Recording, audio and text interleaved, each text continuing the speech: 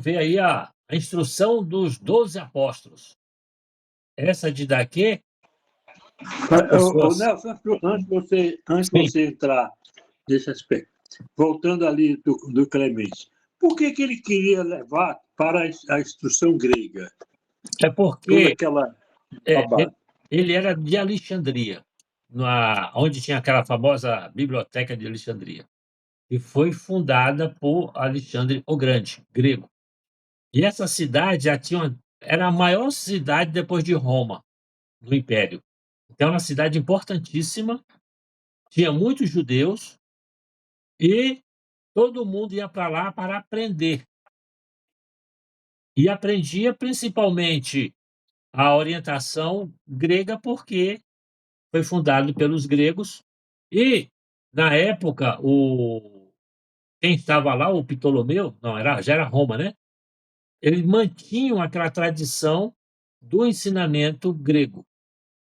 Então, a filosofia era a base da instrução de todas as escolas, tanto o judeu quanto o cristão.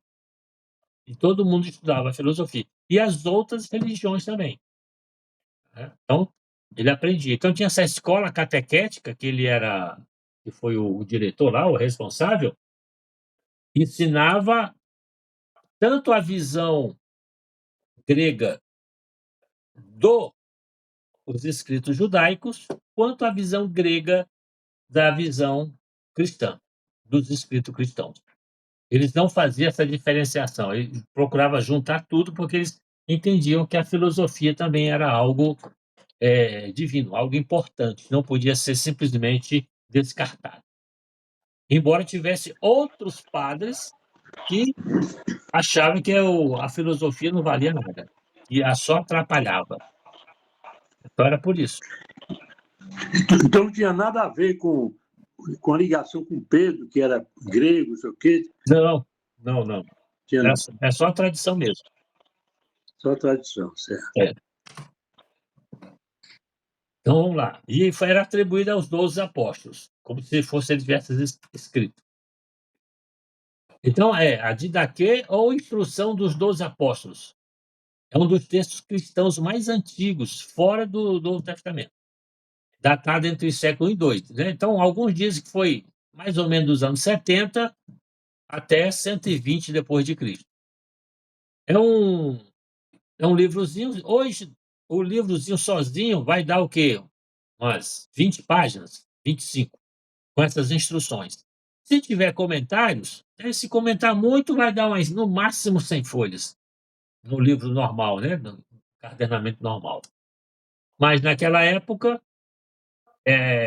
dentro do códex, fácil das pessoas levarem para poder entender como que se estabelecia as regras do culto. Ó, eles estão nos anos 70, até 120, quer dizer, está se organizando ainda a igreja, a doutrina cristã. Não tem nada ainda oficializado, é tudo ainda, cada um entende e faz. Então, ó, vamos tentar organizar, é uma tentativa já de organização. Então, alguém escreve esse texto. Então, ele é um manual de instruções para as comunidades cristãs. Ele aborda temas como ética, rituais e organização eclesiástica. Então, ele fala assim: poxa, se nós vamos lá para a casa da Solange, pô, vamos levar uma comida, cara, não vai só sem nada, não. Se você não levar nada, chega cedo e ajuda a organizar. Se você está com preguiça, tudo bem, você vai, mas amanhã, na outra vez, você compensa, chega mais cedo ainda. Isso realmente está escrito nas páginas desse manualzinho aí que é a Didaquê. Aí ele vai dizer assim: quando a gente lê, a gente vai compreender que o cristianismo está se organizando, está começando a compreender que vem de uma tradição muito familiar, de poucas pessoas que se conhecem, e está sendo aos poucos ampliado e entrando pessoas que não se conhecem, que não sabem quem é e que pode vir a ser um perigo para aquela comunidade que já está ali há algum tempo. Pode ser que esteja entrando pessoas de má fé. Se ele está fazendo isso, é porque aconteceu, né. Então acontecia isso, pessoas de má fé vinham ensinar coisas dizendo cristão que não era cristão. E hoje a gente vê muito isso. Pessoas que, além de espoliar a ovelhazinha, ainda mata a ovelha e come a carne, né. Então, essas práticas, ele vai tentar alertar as comunidades como lidar com essas pessoas e voltar aqui,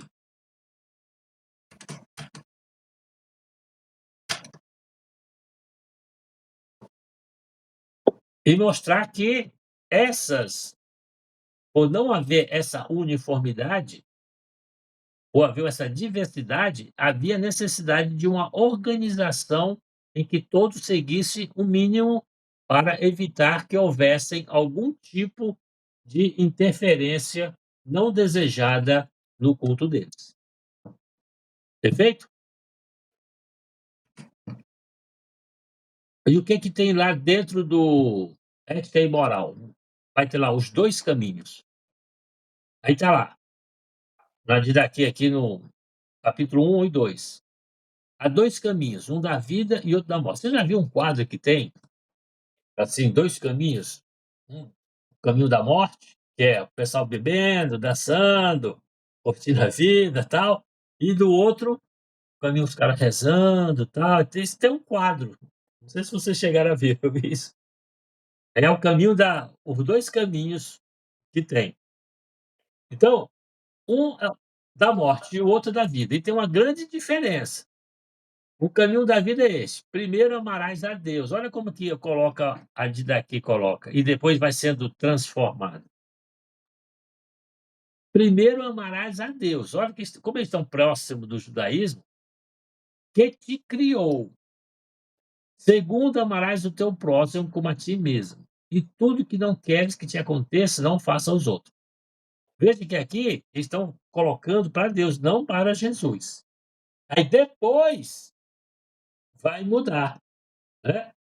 Eh, amarás a Jesus, aí tira esse que te criou, né, e coloca essa frase como se fosse de Jesus. E hoje muitas pessoas vai achar que essa frase, esse dito aqui, né, pertence a Jesus. Então tudo que tem Deus, vai colocar Jesus. E assim vai formando o arcabouço do cristianismo. Por quê? Porque como tem que fazer uma organização não pode ser aberta, então tem que fechar. Então vai fechando as possíveis possibilidades de abertura para outras compreensões que para eles não são desejadas, certo? As práticas litúrgicas e os sacramentos. Então o texto contém orientações sobre o batismo. Ó, o principal no cristianismo é o batismo. Aí chega no canto, faz de um jeito, faz de outro, o cara: "Não, fui batizado não, mas meu batismo não foi desse jeito não. O cara só molhou minha testa", o cara nem molhou minha testa, cara, o cara me mergulhou, quase que eu me afogo. Aí eles vão: "Não, vamos organizar aqui, recomendando o uso de água corrente e permitindo outras formas caso não haja disponibilidade". Então eles dão preferência ao riachinho. Não, se tiver um riachinho lá, uma água corrente, aí os crentes vão adaptar, vão fazer uma banheira com chuveiro. Vocês já viram. Até tem para vender, né, as pias batimais dos crentes. Pô, um negócio gigantesco, o cara entra, um chuveirão cai em cima deles, né. Mas isso aí é dos neopentecostais, né. E explicar como a eucaristia, né, como celebrar a eucaristia. Dando uma das primeiras descrições do rito fora do Novo Testamento. "Ah, levanta a hóstia, faz isso, faz aquilo". Então, já tem essas orientações, porque as pessoas a eucaristia sempre era o pão e o vinho. Aí como que nós vamos fazer isso? Ah, pô, Está escrito lá que Jesus partiu o pão e dividiu. Aí o cara parte o pão, não, abençoa o pão, né? E parte e divide. Mas como que nós vamos fazer isso? Aí o cara, não, levanta o pão, pede lá para a bênção, aí depois o pão já não é mesmo pão, porque o pão foi transformado. Por quê? Porque recebeu a bênção divina. Veja só a compreensão. Hoje em dia, vai dizer que o pão não é mais pão, pão é a carne de Cristo. Mas antigamente é o pão, só que está transformado porque recebeu a bênção da vida. E ele tem o poder de transformar quem recebe o pão. Para quê? Para fica predisposto, através daquela bênção, a receber as influências de Deus. Entenderam? É assim, o cara pega a hóstia está abençoada porque recebeu os influxos do mais alto. Essa é a transformação. Aí a pessoa recebe e bota na boca. Ela está predisposta a receber aquele outros influxos, porque o pão ajuda a transformar o sentimento dela. Não é? Aí vão dizer, alguns vão dizer, não, que transformou o pão em carne. Inclusive tem declarações de que tem provas que o pão virou carne sangrando. Caramba, o cara que fala isso, o cara é canibal, né? Vai comer carne mesmo, né? E o mesmo jeito com o vinho. Então eles vão explicar isso. E inclui também instruções sobre orações regulares e jejuns. Ele fala assim, ó: "Os seus jejuns não tenham lugar", ou seja, não sejam ao mesmo tempo com os hipócritas, ó, os pagãos. Veja como eles também são reacionários, né. Ó, se os pagãos jejuam no segundo e quinto dia da semana, vós, porém, jejuai na quarta e na sexta, para não confundir os dias. Veja como o negócio é. Também não rezei como os hipócritas, como os pagãos, mas como o Senhor mandou no seu evangelho. Pai nosso que está no céu, tal, tal, tal, tal. Né? Organização e liderança da igreja. A Didaquê menciona o papel dos profetas, mestres, bispos e diáconos, mostrando que a estrutura hierárquica da igreja ainda estava em desenvolvimento. Ainda não tinha. Esses nomes a gente está usando agora, né? Mas na época não tinha. Mas tinha uma hierarquia. Por exemplo, se chegasse uma pessoa famosa, todo mundo já conhecia, ele não era chamado de bispo, nem de profeta, mas ele tinha um respeito, né, tinha umas declarações sobre ele, que ele era um cara honesto, um cara de Deus e tudo mais, então havia um tratamento diferenciado para ele, né, porque já era conhecido. E aos poucos, essas pessoas, elas vão se diferenciando e a estrutura da igreja vai usando. Não, o que que o cara sabe? Não, o cara é um escriba, o cara é um profissional. Então ele vai ser um mestre. Não, o cara tem habilidades de administração. Aí o cara sabe organizar, ele organizou a comunidade não sei aonde e tal, então o cara vai ser um bispo. Não, ele sabe arranjar os suprimentos para suprir a comunidade. Então esse cara é um diácono, é aquele que ajuda, que auxilia, né. E assim vai. Não, ele provê aí, ele recebe os espíritos aí e tem a profecia, então o cara é um profeta. Então as coisas aos poucos vai se organizando segundo esses dons que as pessoas vai se organizando, vão apresentando e, uma vez com isso, as pessoas vão se aproveitando e vai entrando os aspectos políticos depois, certo? Diferente de escritos posteriores que enfatiza a autoridade episcopal, como Inácio de Antioquia, né? A Didaquê permite uma estrutura mais carismática, onde profetas e mestres tinham autoridades. Os mestres porque sabiam e os profetas porque profetizavam sob a influência do Espírito Santo. E a conexão com a tradição apostólica. Como essa didaquê não faz parte da Bíblia, né? ela era amplamente usada nas comunidades cristãs e citada por escritores como Eusébio e Atanásio. E é considerada por alguns como parte das escrituras, indicando que suas instruções tinham grande autoridade. Até hoje muita gente usa, né, essas orientações. Comportamento cristão, hospitalidade. Olha só, isso aqui é interessante. Se o hóspede estiver de passagem, o cara é cristão, está vindo andando, tem uma comunidade cristã, vou lá pedir um pernoite para passar a noite. Aí, dele ajuda no que puder. Não, meu irmão, chega bem-vindo aqui, ó, vamos tomar um banhozinho aqui, vamos aqui comer, e tal. Entretanto, ele não deve permanecer com você mais do que 2 ou 3 dias, se necessário. Aí o cara: "Não, o sol está quente, acho que eu vou ficar por aqui". Aí o cara: "Não, tudo bem, pode ficar aí".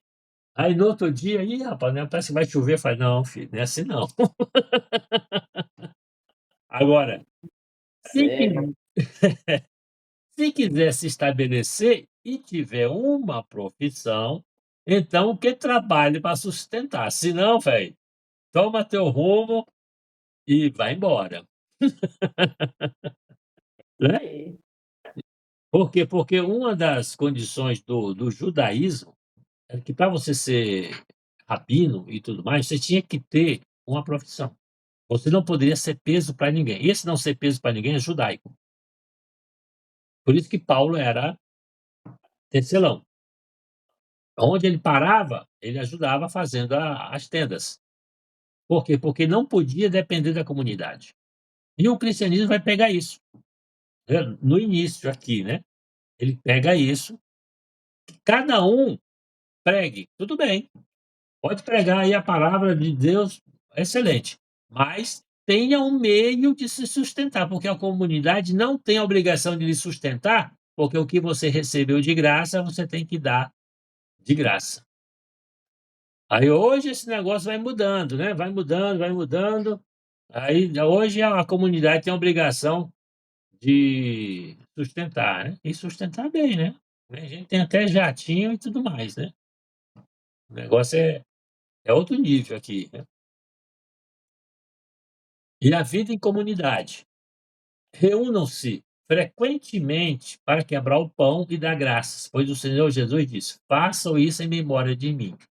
Mas ninguém coma nem beba antes de orar sobre os dons, conforme foi ensinado por vocês, né. Então, havia aquela comunidade, as refeições eram feitas juntos e o agradecer, né, sobre os dons, né. Os dons eram justamente aquele, o espírito é único, mas os dons são vários, né. Então os dons que cada um tem em função, como se fosse assim como o pão foi agraciado, os dons também foram agraciados. Então eles agradecem também. Conclusão: a didaquê é essencial para o estudo do cristianismo primitivo, porque mostra como as primeiras comunidades organizavam sua vida religiosa, suas crenças e sua ética. Seu valor está em revelar um cristianismo ainda em formação, com grande influência da tradição judaica e em busca de identidade própria. Como estava naquela fase de transição ainda, eles se separaram já do judaísmo, mas estão com uma grande influência judaica. Ainda não sabem ainda como se organizar. Então estão começando a se organizar. E ao longo do tempo, os padres da igreja vão dando identidade própria para os cristãos, até que eles ficam autônomos, né, como é hoje. E aqui, gente, a gente encerra a nossa participação. Se vocês têm alguma coisa que queiram colocar aí, que podem colocar.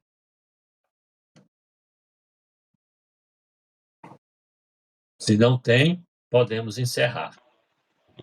Esse Didaquete você consegue aonde, Tem, esse livrinho? ó, tem lá no link que eu Opa, coloquei, mas eu posso colocar aí para vocês aí. Eu eu coloco. estava pegando isso agora mesmo. Na Amazon tem várias edições para vender. A de Daqui sem muito comentário, ela tem 32 páginas e tá por R$ 13 na Amazon. Legal. Beleza. Alguém Obrigado. Mas eu posso colocar Obrigado pela dica. em PDF. Eu tenho em PDF e posso colocar no Manda grupo. também, né, gente? Que aí cada um paga da sua preferência. Ah, sim. É, Tá certo? Então podemos Tá concluir. certo. Então, beleza. na outra semana, a gente fala sobre as heresias. É heresia pra caramba, velho. Muito, Certo? Então, Vai muito ser boa a bem. próxima. boa noite, gente.